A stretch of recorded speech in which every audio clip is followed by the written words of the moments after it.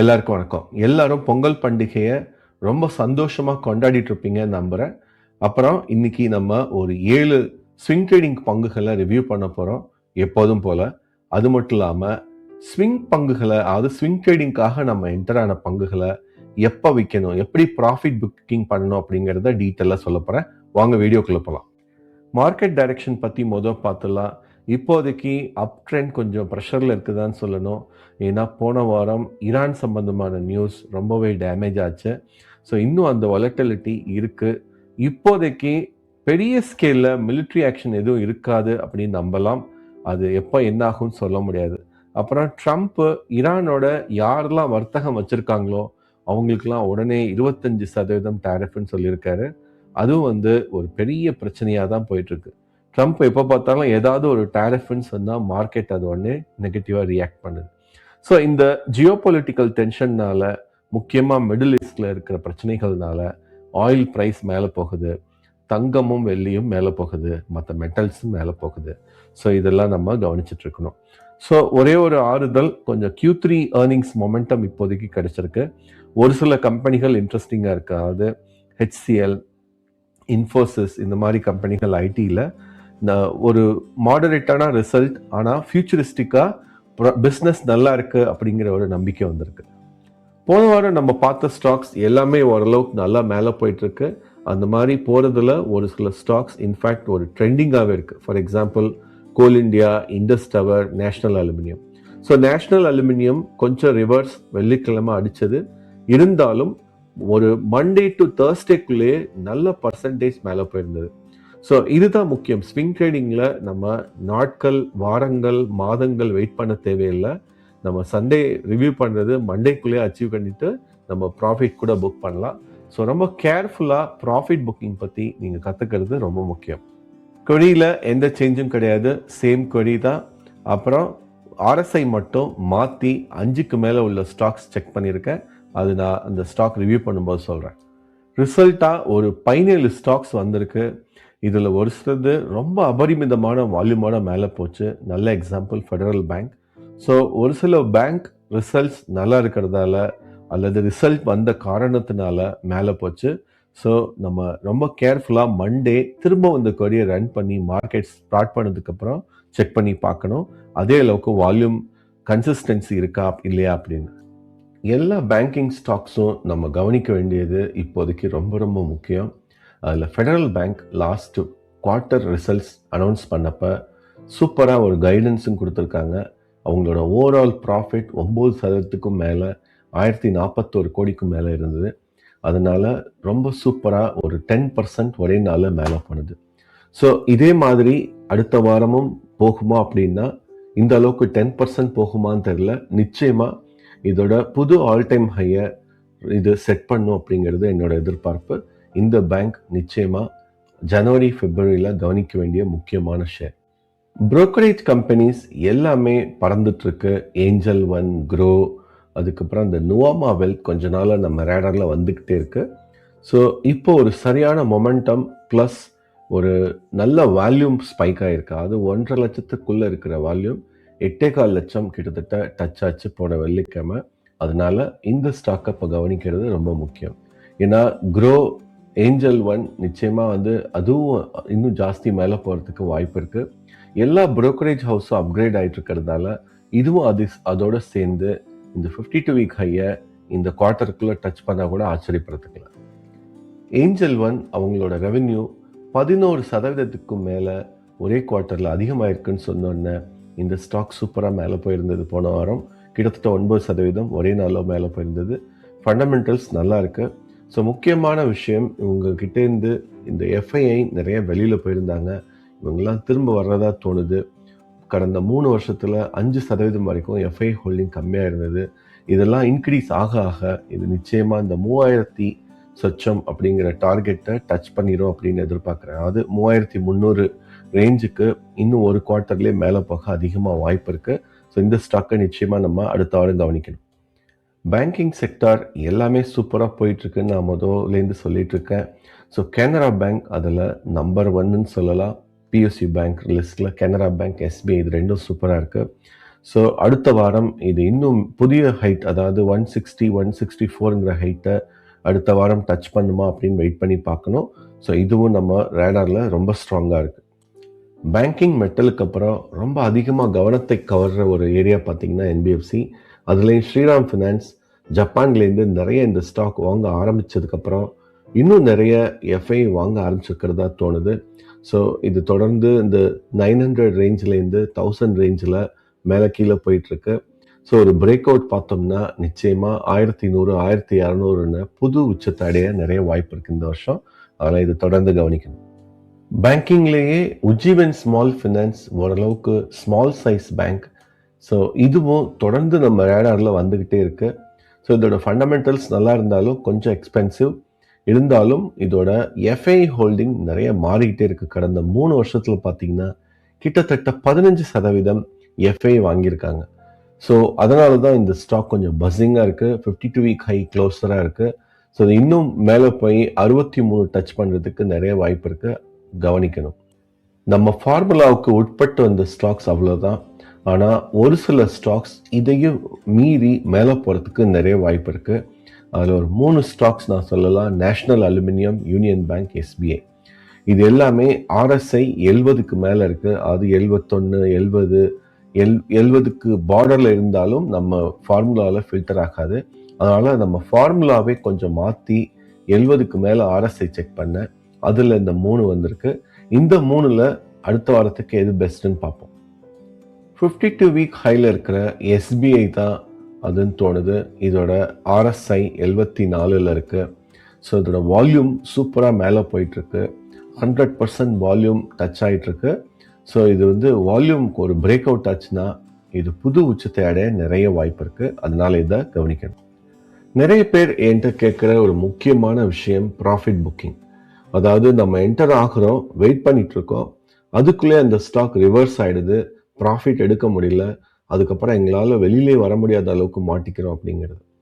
So profit booking பொறுத்த வரைக்கும் ஒரு கோல்டன் ரூல் இருக்கு. அதாவது your exit must be decided before your entry. நீங்கள் ஒரு ஸ்டாக்கை வாங்குறதுக்கு முன்னாடியே எங்கே எப்போ விற்க போறீங்க அப்படிங்கிறது முன்னாடியே முடிவு பண்ணிடணும். அதுதான் அதோட கோல்டன் ரூல். அந்த மாதிரி நம்ம பண்ணலன்னா, if not you are reacting not trading. நம்ம அது பண்ணாமல் வெயிட் பண்ணிட்டு இருக்கோம், இல்லை வந்து அது என்ன ஆகுதுன்னு பார்த்துக்கிட்டே இருக்கோம் அப்படின்னா நம்ம ரியாக்ட் தான் பண்ணிட்டு இருக்கோம், சரியான ஸ்விங் ட்ரேடிங் பண்ணலை அப்படின்னு அர்த்தம். ஸ்விங் ட்ரேடிங் பொறுத்த வரைக்கும் ஒரே ஒரு சிங்கிள் மெத்தட் எல்லா டைமும் ஒர்க் பண்ணுற மாதிரி ப்ராஃபிட் புக்கிங்கை பொறுத்த வரைக்கும் கிடையவே கிடையாது. ஏன்னா ப்ராஃபிட் புக்கிங் அப்படிங்கிறது ரொம்ப டைனமிக்கான விஷயம். நிறைய ஃபேக்டர்ஸை நம்ம செக் பண்ணணும். அதை விட முக்கியமாக ரிஸ்க் மேனேஜ்மெண்ட் ரொம்ப கீ. அதாவது எனக்கு உள்ள ரிஸ்க் டாலரன்ஸ் உங்களுக்கு இருக்காது, அல்லது எனக்கு மேலேயும் ரிஸ்க் எடுக்கிறதுக்கு நிறைய பேர் இருப்பாங்க. ஸோ இன்ஸ்டிடியூஷனல் இன்வெஸ்டர்ஸ் எங்கே நிறைய வாங்குறாங்க, எங்கே நிறைய விற்கிறாங்களோ அந்த இடத்துல நம்ம போய் அவங்களுக்கு முன்னாடியே வெளியில் வர்றது தான் புத்திசாலித்தனம். பொதுவாக எதனால் ஒரு பர்டிகுலர் ஸ்டாக் மேலே அல்லது கீழே மூவ் ஆகுது அப்படின்னு பார்க்கணும். ஸோ மார்க் மினர்வினி அவரோட புக்கில் சொல்லியிருப்பாரு, stocks move for basic reasons அப்படின்னு. 2 பேசிக் ரீசன். ஒன்று ஆன்டிசிபேஷன், இன்னொன்று சர்ப்ரைஸ். அதாவது சரியாக எதிர்பார்ப்புனால ஒரு சில சமயங்களில் மூவ் ஆகுது. அது குவார்ட்டர்லி ரிசல்ட்ஸாக இருக்கலாம், இல்லை ஏதாவது புது ஆர்டர் கிடைச்சிருக்கலாம், அல்லது சர்ப்ரைஸ், புதுசாக யாருக்குமே தெரியாத ஒரு விஷயம் ஒரு கம்பெனியில் நடந்ததுன்னா அப்போவும் அந்த ஸ்டாக் மூவ் ஆகலாம். ஆனால் ஒன்ஸ் அந்த பர்டிகுலர் நியூஸ் முடிஞ்சு அது எல்லாமே முடிஞ்சதுக்கப்புறம் அப்படியே ஆப்போசிட்டாக மாறிடும். அதனால தான் முன்னாடி எல்லாம் சொல்லுவாங்க, by the rumour sell the fact அப்படின்னு சொல்லி. ஸோ ஸ்விங்ஸ் ட்ரேடிங் பொறுத்த வரைக்கும் இதுதான் வந்து ரொம்ப முக்கியமான விஷயம். எதனால் ஒரு ஸ்டாக் மூவ் ஆகுது அப்படிங்கிறத கவனிக்கணும். ஸோ இப்போ நம்ம பார்த்த லிஸ்ட்லேயே நிறைய ஸ்டாக்ஸ் பார்த்தீங்கன்னா குவார்ட்டர்லி ரிசல்ட்ஸ் நல்லா இருந்ததால் மேலே போயிருந்தது. அது எல்லாமே அடுத்த வாரம் அப்படியே சஸ்டெயின் ஆகும்னு சொல்லவே முடியாது. நிச்சயமாக ஒரு ரிவர்ஸ் அடிக்க நிறைய வாய்ப்பு இருக்குது. அதனால தான் நம்ம query-ய மார்க்கெட் ஸ்டார்ட் ஆனதுக்கப்புறம் திரும்ப ஒரு வாட்டி ரன் பண்ணி அந்த வால்யூமோட திரும்ப கண்டினியூ ஆகுதா அப்படின்னு பார்த்துட்டு அதுக்கப்புறம் தான் என்டரே ஆகணும். சரி, ஸ்விங் ட்ரேடிங் செட்டப்பை நீங்கள் புரிஞ்சுக்கிட்டீங்கன்னா நிச்சயமாக அதுக்கப்புறம் ஈஸியாக ப்ராஃபிட் புக் பண்ணலாம். So institutional great swing trading setup அப்படின்னு பார்த்தீங்கன்னா 3 தான். ஒன்று பிரேக் அவுட் ஆகும், நல்லா கப் வித் ஹேண்டில் அல்லது ரேஞ்ச் பிரேக் அவுட்னால ஒரு ஸ்டாக் மேலே போகும். அது ஆல்ரெடி மேலே 52 வீக் ஹையில் இருக்கும். அதுக்கப்புறம் பார்த்தீங்கன்னா புது 52 வீக் ஹையாக அது செட் பண்ணும். இதுதான் வந்து ரேஞ்ச் பிரேக் அவுட் அல்லது கப் வித் ஹேண்டில் பேட்டர்னில் இருக்கும். அப்புறம் மொமெண்டம் கண்டினியூஷன். ஸோ இப்போ நல்ல எக்ஸாம்பிள் பார்த்தீங்கன்னா மொமெண்டம் கண்டினியூஷனுக்கு நேஷ்னல் அலுமினியம் இப்போதைக்கு ஒரு மாசத்துல மட்டுமே அது 30-40% மேலே போயிருக்கும். அது இன்னும் மேலே போகுதுன்னு வச்சுங்க.